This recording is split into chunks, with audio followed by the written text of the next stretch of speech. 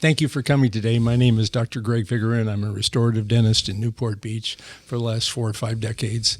And today I have Dr. David Rubinstein, who is a practitioner in trauma, in range of motion, in breathing, who I have seen personally, and he's pretty spectacular. Hi, I'm Dr. David Rubinstein. I'm a specialist in trauma and especially stress and dealing with chronic stress and chronic pain. And I'm here to interview Dr. Greg Vigoren. I've known him for about 1.5 years now. And I have to tell you, to say that he's a dentist is too confining.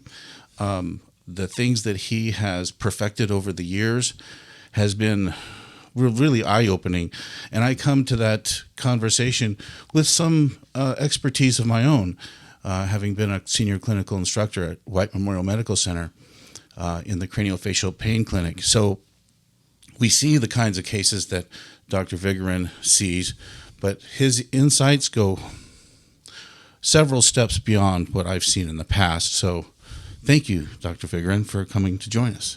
Dr. Vigoren, I've been reading in some journals recently about the issues around root canals and some of the things that go wrong, horribly wrong in some cases. And I was one of those cases about 20 years ago, and I had to go to a specialist and then another specialist to finish this root canal. Shortly thereafter, I started suffering from headaches that were just not resolvable for about 8 years. So it's an issue that I have some care about, and a lot of suffering happens when they go wrong. Can you share with our audience what can go wrong and why? Well, first of all, I'm sorry that you had to go through all that trauma. There's an awful lot of stuff out there about root canals, about how bad they are and how they can cause all kinds of problems. And everything that you hear or see about root canals, bad root canals, is absolutely true if you insert 3 phrases. And the 3 phrases are poorly done, bacterially contaminated, or not sealed. And under those circumstances, they're really just vectors that allow bacteria and mold and yeast and things that are growing inside a dead tooth to exit through the end of the root into the blood vascular system, and they can affect the whole body. So you don't always want to throw the baby out with the bathwater, and saving a tooth that can last for 20, 30, 40, 50 years after you have done a root canal in a healthy condition is the other end of the extreme. Mm-hmm. So what's one of the main conditions where it really puts you over the edge, where the tooth has to come out from that root canal? Well, if you've had a long-standing infection outside of the root, and the root is badly contaminated, those sometimes have to be taken out, and the infection underneath has to be judiciously removed. But that's not all of the root canals. I've probably done close to 10,000 root canals since I graduated from dental school. I'm not an endodontist, but I got endodontic training, the first class in the country, undergraduate in dental school, and Ingalls Orthodontics, which is still the Bible used today, and Ed Beveridge were my instructors. And so when I got to Japan and they found out that I had endo training, they made me the base endodontist for 6 months, doing root canals for 2 years. And so I got an awful lot of training. And it's my least favorite procedure, but I get such good results in treating root canals and more often retreating contaminated root canals that I still have to do a lot of them. Can you take us through a couple of things that happen that, say that there's somebody in our audience who's been down this road, they're suffering even now, they've had a procedure, it didn't go quite right. What is it that you would go in there and do after obviously evaluating, but what would you do that's different? Well, there's a couple of things. The first thing is we use high magnification so we can see.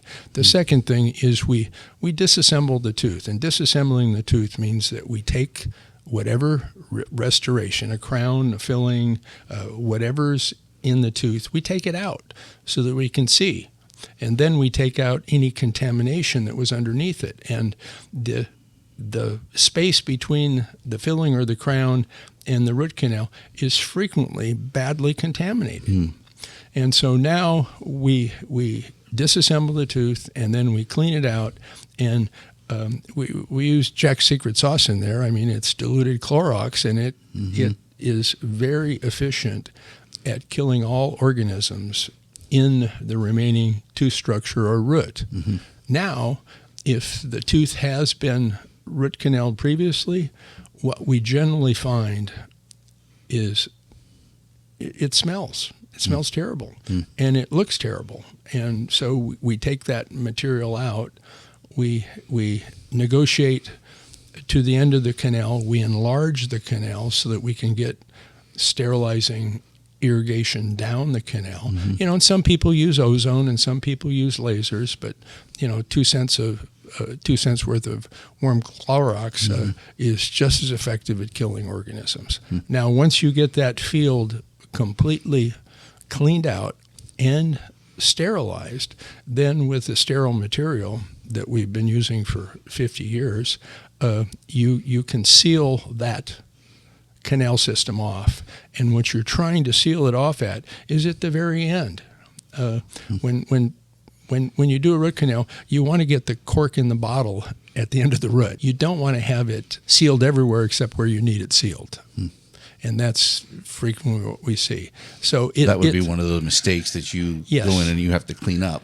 That's right. And it's missing canals is a mistake, not getting them all clean, not getting them all negotiated, and not being able to sterilize all the way down to the end of the root and then seal all the way down to the end of the root. But when you do all those things correctly, we call it a bone magnet sometimes, and the darkness that you see on an X-ray, which indicates inflammation and infection, goes away, and the bone grows right back to the end of the root.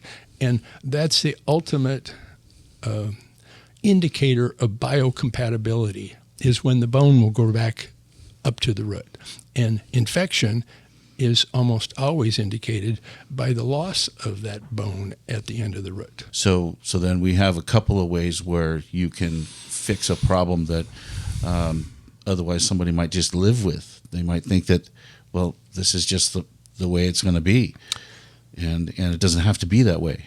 Well, that's the reason that we take X-rays of the ends of the roots, because these things don't have to hurt. They can be infected and not bother you. And the tooth can actually die by itself just from age or from a trauma. And but most of the time it's bacterial invasion through the top of the tooth that causes the death of the tooth. Now, I've been in your dental chair more than once, and I was, the word is wowed. I know that's not a very sophisticated word, but I was wowed by your skill in capturing imagery, very high magnification. I've never seen anything close to the magnification that you use. Is that one of your keys to success? Well, I started photographing everything when I was in dental school and in Japan. And I've just done it my entire career, and we use that high-resolution photography to actually show patients what we do that's different. And it's not just the first start image or the final image. It's the steps in between that are critical in making things durable and healthy and uncontaminated. And I felt like I understood what was going on in my own procedure because I was able to look at the pictures, and you'd say, see, this is what I was talking about. And I go, oh, that looks really bad. Well, it's kind of a joke, but when patients say to me, "Well, I trust you, doc," I say, "I don't want you to. I want you to trust your lying eyes. I want you to understand what hasn't been done in the past and what we're doing that's different, because it gives incredible stability, long-term stability to the interface. And the interface is where things fail. In other words, the tooth structure meets the filling or the crown or the veneer. It has to be stable long-term. And it's not stable long-term if it's still got bacterial contamination in. So how do you tell if it's got bacterial contamination? It's discolored. That's the X-ray. Yeah. Well, no, it's not the X-ray. It's discolored visually. And the tooth, when you're looking at the tooth. Yes, and you can see the bacteria leave trails, and they're messy, okay? And then you can also feel hardness. And so we look visually for removing all of the stain and contamination, which is not just stain, it's bacterial colonies. And we also go down to hardness. Now, when you do remove all the contamination, you go down to hardness, you get a completely different stability of the interface. And one of the ways I explain that is, you can't duct tape to a dirt floor. And so if you're trying to put, if you're trying to get an interface or a seal of the tooth to the restorative material, whatever that material is, to the tooth, you have to have a clean foundation, use good techniques and good materials to get that long-term stability, durability. Now, I know you've done some landmark work in the area of airway architecture and investigating that for your patients. Is there a connection between dental tooth health and airway? Well, I actually believe it's the beginning, because when things fail, it's generally because patients are clenching. And we used to think bruxing and grinding was something that you did because of psychology or worry or stress. Well, now we know the stressor is that you can't breathe in your sleep, and your brainstem keeps waking you up to clench your teeth together to get another breath. And that clenching causes all kinds of problems in the teeth.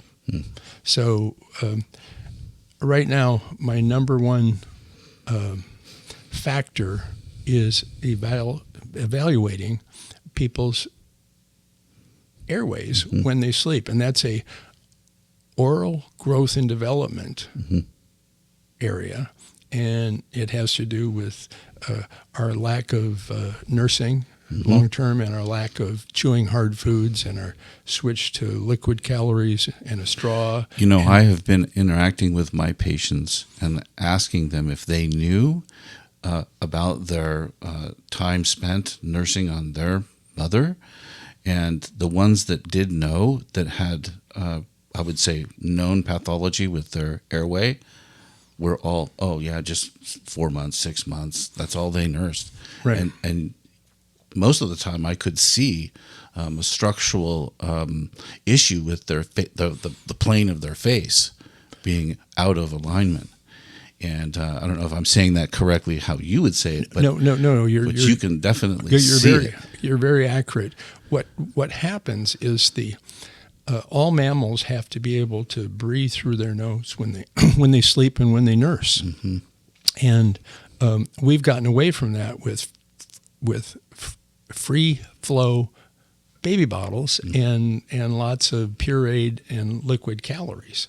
And as a result, the architecture of the bony housing of your nose, in other words, what the bones outside of your nose, are underdeveloped, and you still have all the structures in there. And so, in essence, you have a 3-bedroom A-frames furniture and a 1-bedroom A-frame, and you can't breathe. And so we're doing some very unique orthodontic treatments that involve moving the bones to the right place. You can't move teeth to the right place when the bone's not in the right place. And so we've broken it down into 3 much easier steps. And is that the expander? Yes. For the upper arch. Well, expanders generally go on teeth and move the teeth out. And if you get a child early enough, you can put that expansion in that the tongue normally would have done. Mm-hmm. But, once somebody is grown and their airway is already compromised, we're actually now using the teeth to move the bone to the proper space. Okay. Okay. And we're in essence making the garage, the car is the tongue, mm-hmm. and the garage is this limited space. Mm-hmm. And when the space is limited because of lack of growth and development, the tongue moves back into the throat and blocks breathing. And if the nasal bony housing did not expand and move forward like it was genetically programmed, and that's what the suckling does, is it moves the bones forward. Yes. Expands and moves. The letdown is the free lunch, but the whole rest of the meal, the infant has to work.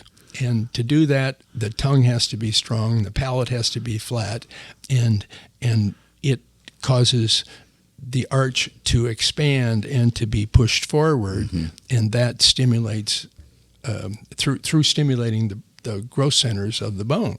And so if you miss that as a child, we have a whole generation whose noses are too small to ventilate when they sleep, mm-hmm. and throats are blocked by either collapse or poor size. Mm-hmm. Very interesting. So going back to the root canals, is there a chance that this underdeveloped nasal airway contributes negatively to the dental picture? Well, when you don't have proper ventilation through the upper airway, your sleep is fragmented. Mm-hmm. Your brainstem keeps waking you up and says, clench your teeth together, mm-hmm. swallow, and take another breath or you're going to die. Well, that puts you under tremendous stress. Fight or flight. Fight or flight. You're supposed to be under stress maybe 5% of the day, and 95% of the time you're supposed to be resting and recuperating. Okay, well, it flips the field, and we have a whole generation of, especially high-functioning women who are under sympathetic stress all the time. Yeah, 95%, mm-hmm. and parasympathetic, where they're supposed to be, 5% of the time. Mm-hmm. Well, that is frequently triggered by desaturation of oxygen in their lungs and in their bloodstream when they're trying to sleep. Mm-hmm. Okay, so back to the tie-in. When you get fragmented sleep, your brain craves sugar. And so you eat more sugar because wake up in the middle of the night and you're eating sweet stuff, drinking sweet stuff. Well, or just during the day, you wake up the next day and you crave carbohydrate, and that causes a lot of decay, and it causes a lot of weight gain. And so, what are the two things that we have? We have a epidemic of obesity, mm-hmm. and if you do not look at sleeping and airway, you miss probably the most important factor in long-term weight gain. So yes, there is a correlation between airway and sleep and sugar consumption. I would consider myself something of an expert in breathing, and yet I had to. That's an understatement. You're not somewhat of an expert. You're one of the most knowledgeable people I know. Well, thank you, Dr. Vigoren. But I was so shocked when you showed me my CAT scan, and you're looking at me, and you were half shocked and half really concerned in your face. I could see the concern, and you were. I think you knew that it would be hard for me to take it seriously because I have that background, and but you rightly brought it into a serious tone, and that may very well have saved my life. I have to confess that, as truth, because when we did my oxygen saturation tests, I was getting into the 70s frequently. Yeah, people don't realize that heart attacks and arrhythmias, or arrhythmias, which trigger heart attacks and strokes, are really may start as low oxygen during your sleep, and poor ventilation through your nose and through your throat can literally take 2 to 5 decades off your lifespan, and it's not a comfortable shortening of life. It's with all kinds of complications. It's suffering. Yeah, and one of the tools that we're using now is a very low radiation cone beam computerized tomography, a cone beam CT, and with that now we can look at the nasal passages in the throat and the size of the tongue in relationship, and we can actually see the underdevelopment of these arches, both laterally and in protrusive. So the front to back, A to P, P to A. yeah, the front to back growth is half an inch to 3/4 of an inch off of norms, and the width of the molars on the upper arch can be a half an inch to 3/4 of an inch diminished, and that takes the triangle that you breathe through that's supposed to be this big, and it makes it this big. And back to the joke about the furniture, 3 bedrooms of the furniture and a 1-bedroom A-frame. Yeah. You can't breathe through your nose. And then the other issue is when you're not breathing through your nose well, and you lay down, and the visceral organs come up against the diaphragm, and you shut off 6 other respiratory muscles,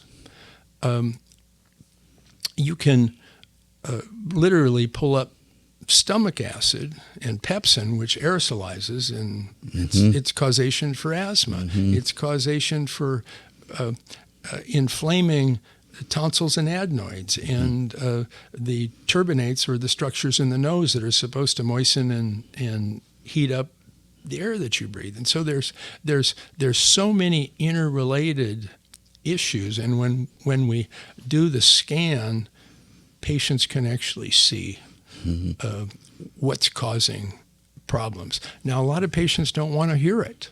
A lot of patients say, I sleep just fine. I came here for my teeth. But it's hard.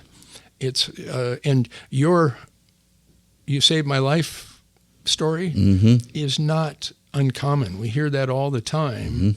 And for some reason, it's not being diagnosed as frequently as it needs to be by other healthcare professionals, because it really is a dental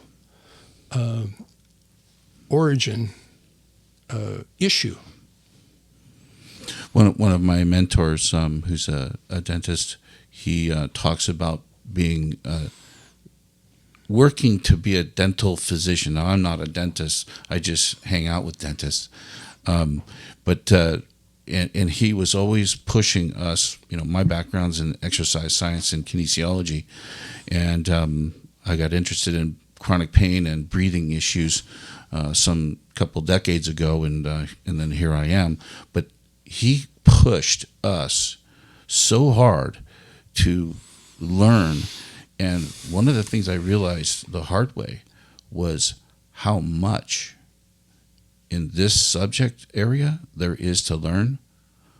I studied the body most of my life, and the only thing that approaches the complexity of the region of breathing and the region of our mouth and throat, is the brain itself. I agree with you. We're in the last 15 years, we've made so many connections with so many of medical specialties, but the specialties tend to be myopic and not global. Yes. And so we got a whole group of dentists that are coming in now and kind of orchestrating and quarterbacking treatments with all these other healthcare professionals, and the results are extraordinary. extraordinary. I think it was in 2010 or thereabouts. A study came out, and I was again at the White Memorial Medical Center hearing a lecture on this, and I don't remember the authors of the study. I don't remember the title of the study, but I do remember that it was a study that looked at the bacteria in the mouth and connected the bacteria that was in the mouths of cadavers who had died from various cancers, and that the bacteria tied to the cancer was causal to the cancer. That was their summary. Mm-hmm. And it was an incredible insight. And I'm still wondering to this day how much of our health comes out of our mouth. Your insight is asking questions that I don't generally get to explain to people, or I put them to sleep halfway through the explanation. But back to the connection between a number of these things. As I said, I'm passionate about this because I was the dog at the vet. I was the one with airway problems. I was the one that couldn't breathe through my nose. Mm-hmm. I was the one that was always looking for answers. And, and so I kind of evolved into this because it was personal to me. Mm-hmm. Now, I sleep better now. I breathe better now. I've done a number of things. And it's remarkable the change that you can make in your function and your energy and your fatigue when you, and your anxiety when you understand the relationship between all of these things. Mm-hmm. Now, you mentioned earlier that, as dentists, we have to become the physicians mm-hmm. of dentistry. Well, we kind of got cut out and put in with the butchers mm-hmm. Very, very early on, but you cannot separate the influence of the teeth on the body over a lifetime, or you cannot separate the body and its influence on the teeth over a lifetime. Mm. And so we're not connected at the hip, we're connected at the gums. Mm. And so the bacteria, well, let me back up a second. Mm-hmm. I think now the most critical issue for longevity and health mm-hmm. is quality sleep. Mm-hmm. No one defines that, but I'm defining it as unfragmented sleep with good air ventilation all night. Mm-hmm. Okay. The second most critical issue is capillary circulation or profusion. Mm-hmm. If you get oxygen, but it doesn't profuse through all the tissue, it's doesn't not working. Do any good. Yeah. The third thing, and you hit on this, was our bacterial biome, mm-hmm. which we get from our mothers, and it protects us from all the other organisms. But if your nose is too small and you're not nursing, you get infections and early antibiotics, which knocks out your biome. Mm-hmm. And when you knock out the biome, you tend to crave sugar, and the bugs that grow when you're craving sugar then crave more sugar, and there's a reinforcing loop here, and all those children and young adults end up in dental offices because of their high decay rates. And so we've been looking at the damages of airway and early antibiotics and inner ear infections and tonsils and adenoids, which we could probably take off the table if we were to address and understand airway much earlier in life. This makes me think of a three-part plan off the top of my head. Number one, we got to get to the moms that are nursing, and we got to say, look, you got to nurse. For how long do well, in couple years? Well, in cultures that where you don't have all of our luxuries, it's 3 to 4 years, and then the children, the young children, self-wean onto hard foods. In those cultures, they still have large airways, and they breathe and they sleep better, and they're better athletes. The Kenyans and the Ethiopians, they run the entire marathon with their mouth closed, breathing through their nose. And when you look at their skulls, their airway their nasal It's a huge cave. housing is twice as large and It's a 6-car garage. Yeah, and generates 8 to 10 times the airflow. So it's a problem that you can address early, but I don't think we're going to go back to 4 years of nursing. It's just not practical in our society. But you can do intervention. You can still get the effect, though, right? You can get it other ways. Okay, so we do that, but then the children going back to from then to now, they're going to be in some stage of dealing with their limitations vis-a-vis their airway, right? And they're going to have it seems almost unlimited. The number of health problems that come from this one issue. Well, I hear frequently that I couldn't nurse. Not me, but I mean, females will say this, and it's almost never the female's problem. It's the child who either can't latch because of frenum attachments, or a tongue tie, or a V-vaulted palate. Can you explain those terms to our audience? Okay, a tongue tie, when you stick your tongue out and it won't go very far, you have a tongue tie. It's a fascial connection from the tip of the tongue that goes all the way to the toe. And in Brazil, for instance, if the OB or the midwife doesn't rake the tongue to free up the tongue tie or rake the frenums, if you pull your lip up, you can see that tissue that attaches, or spreads the palate, and that's as simple as putting your thumb in and putting the wings out, as the infant goes through, or the fetus. So you can manually do that? Yes, in other countries, it's routine. It's like taking the APGAR score. You just do it. It's part of the delivery. But here, it's a rarity, and we can also intervene with different devices to spread the arches and move them forward while you're using growth and development, instead of trying to come back later and, once the bone's, pardon the impression, set in stone. And then because the arches don't develop and don't go forward, and they tend to rotate down, you get these long faces and thin, narrow noses, and that affects someone their whole life.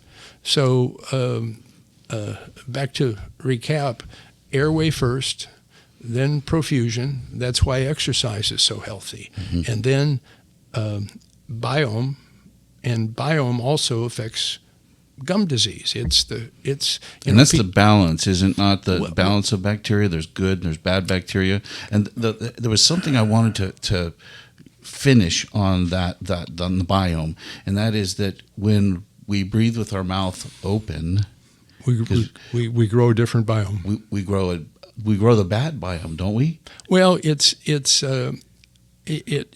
not ideal. Okay, so we grow the wrong biome when our mouth is our primary breathing. Well, it dries us out. It may be more complex than that. It may be that when you get an inner ear infection or a tonsillar infection or a sore throat and you go on antibiotics, you kill the good bugs in the biome that evolved over 10,000 or hundreds of thousands or even millions of years that protected us.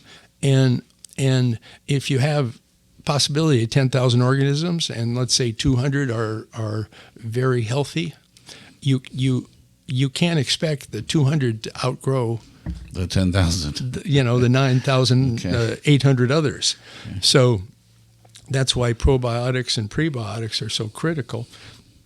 And we're still looking at the tip of the iceberg on what the best blend is, and the best blend comes from healthy mothers. And that's why they're doing some of these fecal transplants and getting unbelievable results from people that have lost their healthy biome.